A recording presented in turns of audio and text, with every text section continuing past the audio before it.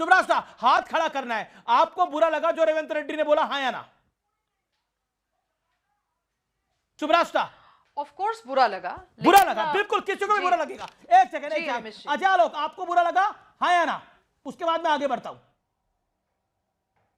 नहीं, मुझे बुरा नहीं लगा इससे, क्योंकि महिषासुर की जब मति जब घुस जाती है अंदर में और आदमी महिषासुर बन जाता है तो उसको देवता अच्छे नहीं लगते। ओके, चरण सिंह सापरा, चरण सिंह सापरा महिषासुर का अवतार बन चुका है। The spotlight of the evening, Charan Singh Sapra, Congress spokesperson Charan Singh Sapra. My straight question to tonight, आपको बुरा लगा सर जब हिंदू देवी देवताओं के बारे में बुरा बोला गया? बजरंग बली की आराधना तो आप भी करते होंगे, आपको बुरा लगा जो आपके सीएम ने बोला?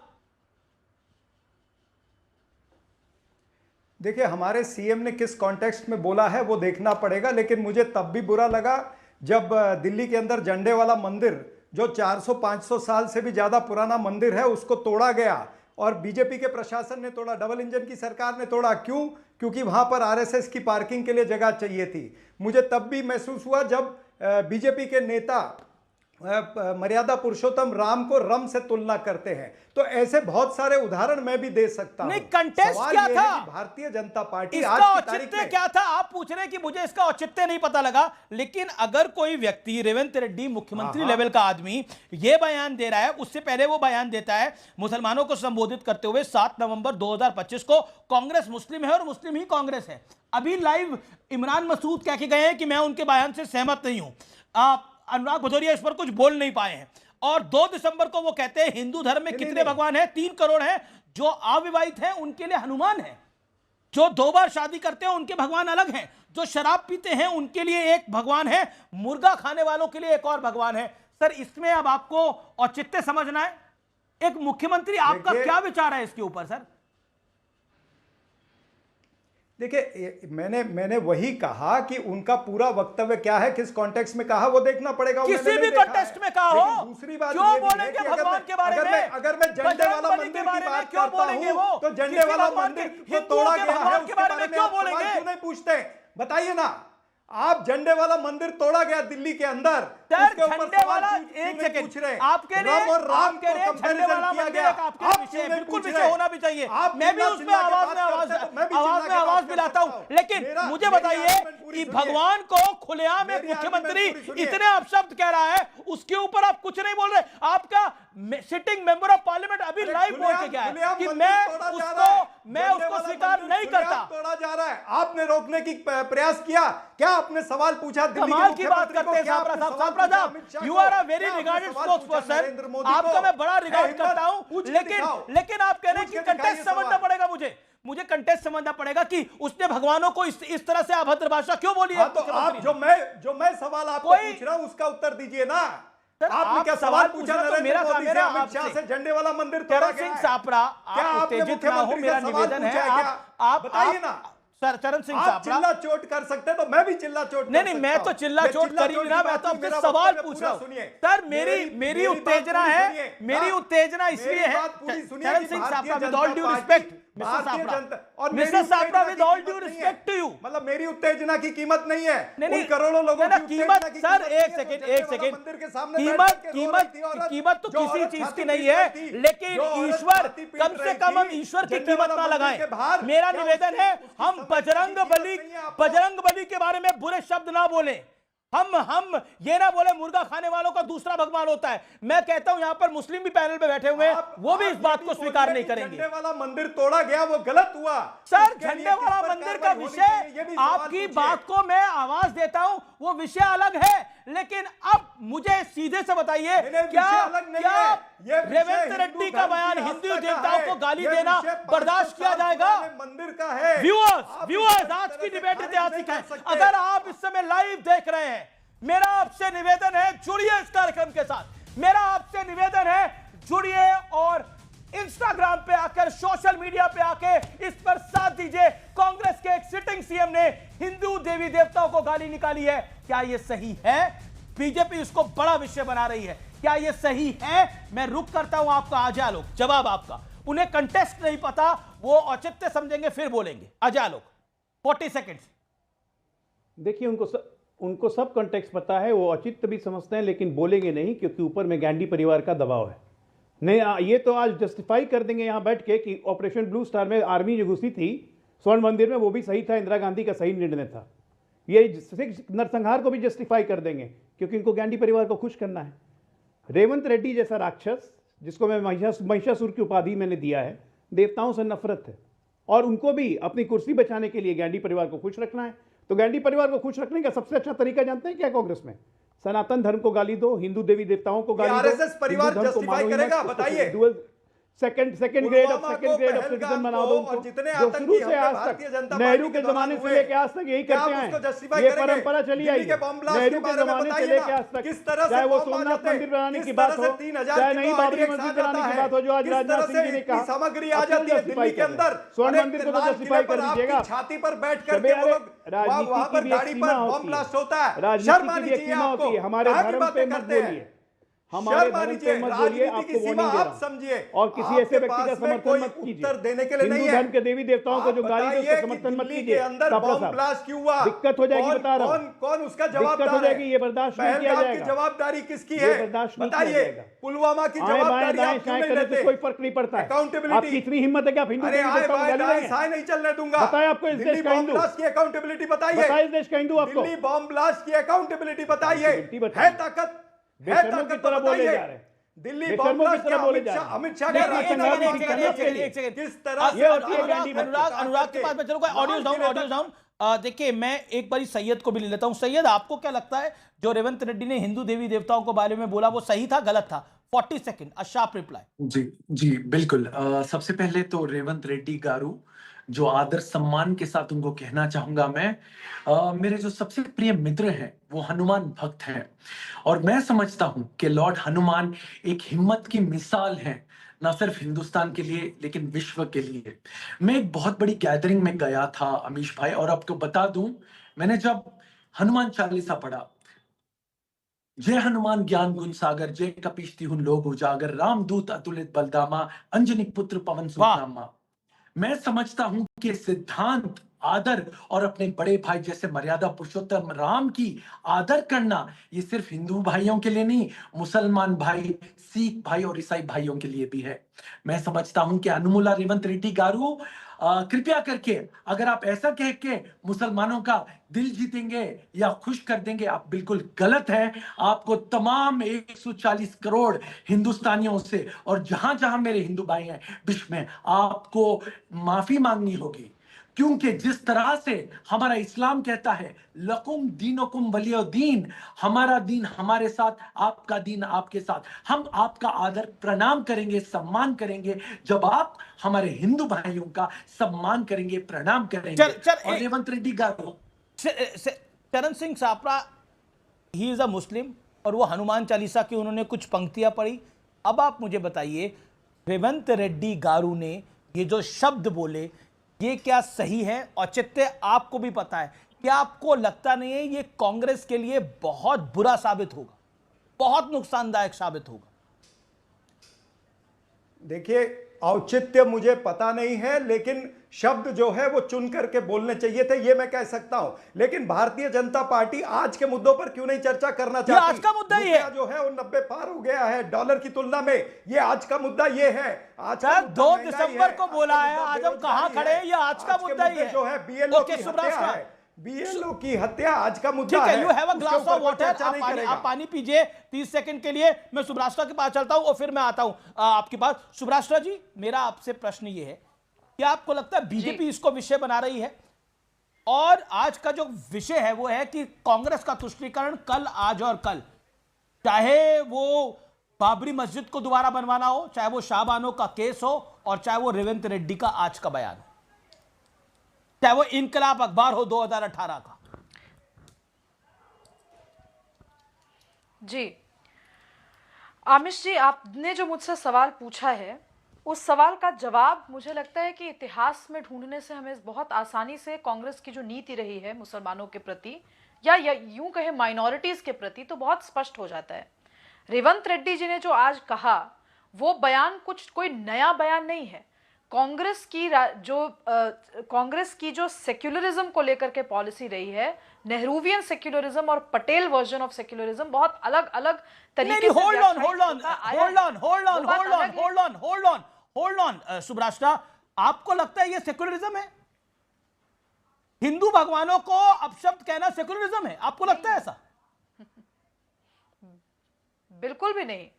लेकिन जिस तरीके से मानक बना दिया गया है कांग्रेस पार्टी के भीतर, और कुछ नेता जो आकर के बयान देकर चले जाते हैं और उसके बाद आधिकारिक रूप से न स्पष्टीकरण आता है और न ही डांट लगाई जाती है, तो ये तो माना जाए ना कि आधिकारिक रूप से हिंदुओं को गाली देना ही सेक्युलरिज्म की परिभाषा हो गई है कांग्रेस के अंदर आज।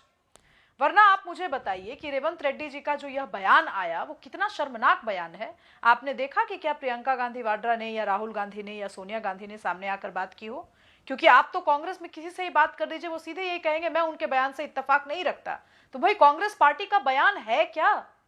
पटेल का एक विजन था, सरदार वल्लभ भाई पटेल का एक विजन था सेक्युलरिज्म को लेकर के कि हम तुष्टिकरण कतई नहीं करेंगे, law and order, discipline, authority से अगर हमें एनफोर्स करनी पड़ी तो हम करेंगे, सुरक्षा हमारे लिए सर्वोपरि है, हम प्रतीकों के माध्यम से सेक्युलर नहीं होंगे। और यह नेहरूवियन ब्रांड ऑफ सेक्युलरिज्म से बिल्कुल अलग था। पर कालांतर में नेहरूवियन ब्रांड ऑफ सेक्युलरिज्म को भी इतना तोड़ मरोड़ कर प्रस्तुत किया गया कि आज इतनी हिम्मत हो जाती है कि एक पार्टी जो कि अपने आप को राष्ट्रीय पार्टी कहती है, वो सीधे सीधे सामने आती है और कह देती है कि कांग्रेस का मतलब मुसलमानों की पार्टी।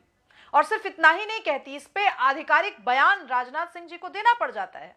इसलिए पड़ जाता है आमिश जी क्योंकि ये बीजेपी के लिए फुल टॉस बॉल है। मुझे तो कभी कभी लगता है कि कांग्रेस के जो कुछ ऐसे नेता हैं जो शायद तिलमिला रहे हैं, बौखला रहे हैं बीजेपी में आने के लिए, वो जानबूझकर ऐसे बयान देते हैं। नहीं, आप कहना क्या चाह रही है? रेवंत रेड्डी तिलमिला रहे हैं बीजेपी में आने के लिए, रेवंत रेड्डी तिलमिला रहे हैं बीजेपी में आने के लिए, फुल टॉस बॉल दे रहे हैं बीजेपी को। ये तो मतलब कांग्रेस की गिनी चुनी सरकारें हैं, ये कांग्रेस के लिए झटका हो सकता है। अनुराग भदौरिया भी मुस्कुरा रहे हैं इस बात के ऊपर। एक सेकंड, अनुराग भी कुछ कमेंट करना चाहते हैं, लेकिन अनुराग यू चोज टू, आपने ये चुना, आपने ये चुना कि हिंदू भगवानों के प्रति जिस तरह के शब्द बोले गए उस पर आपने जवाब नहीं दिया, वो आपके लिए लास्ट प्रायोरिटी थी। यही बताता है कि आपकी सोच क्या है, आपकी सोच में सेक्युलरिज्म क्या है, ये बताता है ना। आपने अपने वक्तव्य में, आपको बस मौका था इस पर बोलने का, आपने नहीं बोला। सुन लीजिए, आपने इधर उधर की सारी बातें करी, इसमें बोला ही नहीं लास्ट तक।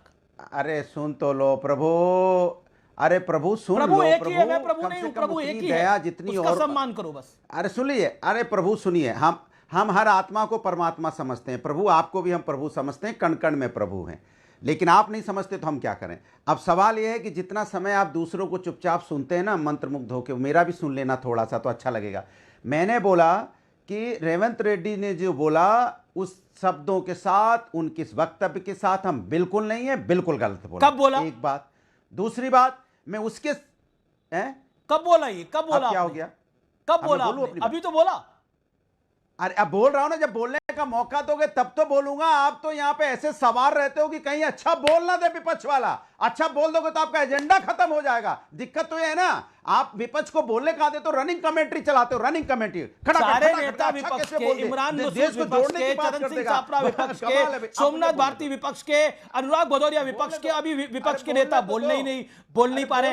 ऐसे ही वोट चोरी हो रही है, ऐसे ही ईवीएम खराब है। व्यूअर्स आपने देखा ना, ऐसे ही वोट चोरी है, ऐसे ही ईवीएम खराब है। खुल्लम खुल्ला डिबेट के अंदर झूठ बोला जा रहा है, खुल्लम खुल्ला।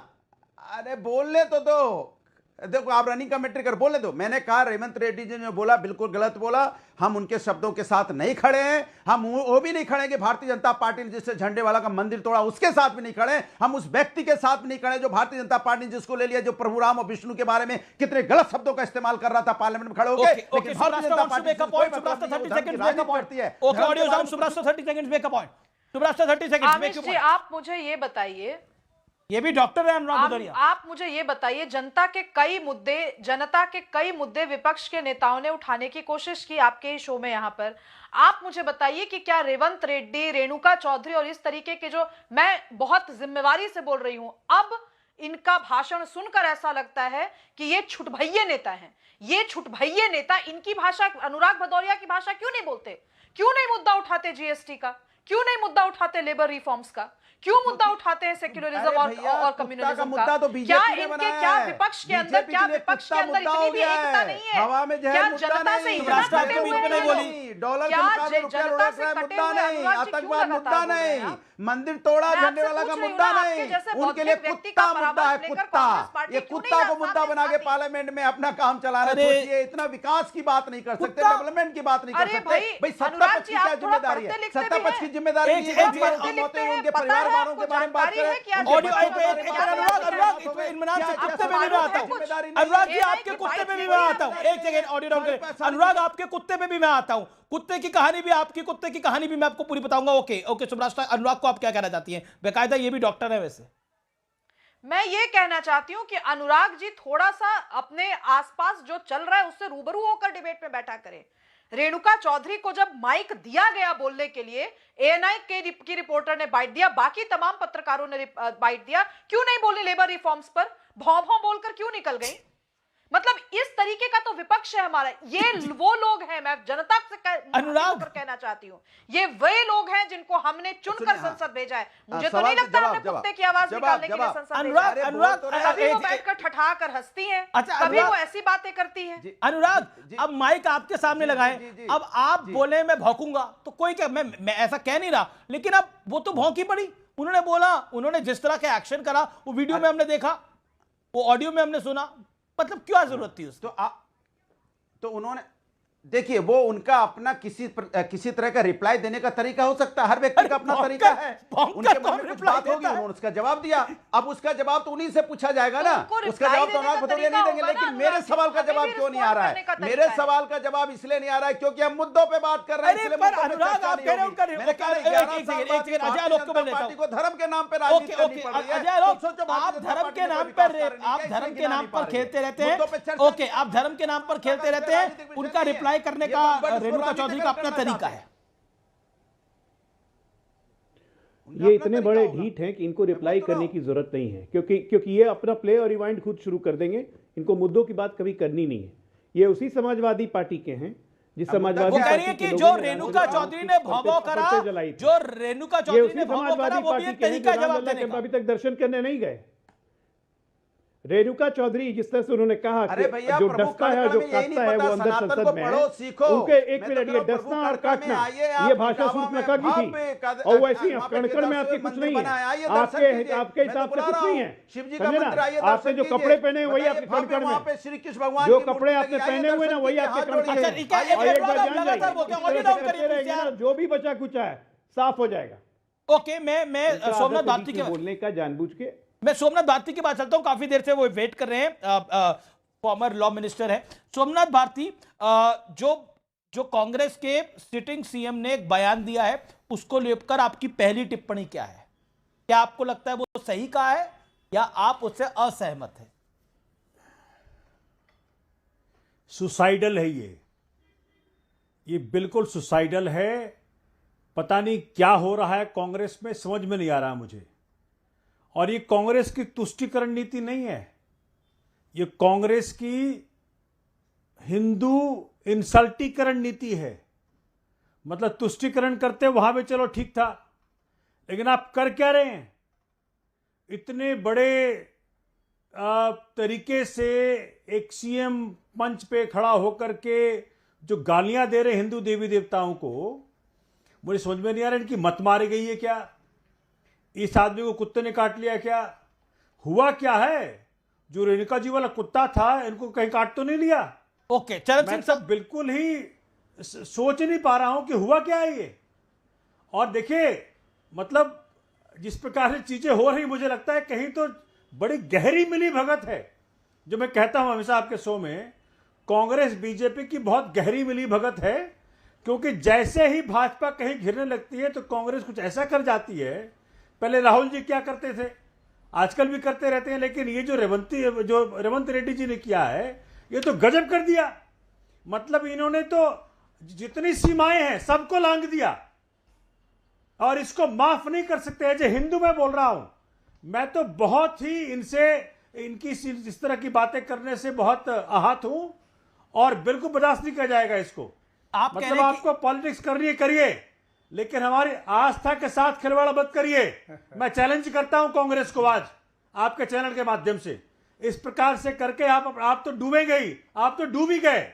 आपको 6 सीटें आई हैं वहां, आपको 0 दिल्ली में आया है, हरियाणा में सिमट गए, मतलब आप पूरे हिंदुस्तान सिमट रहे हैं। एक राज्य आपके पास तेलंगाना, एक आध राज्य और बचा हुआ है।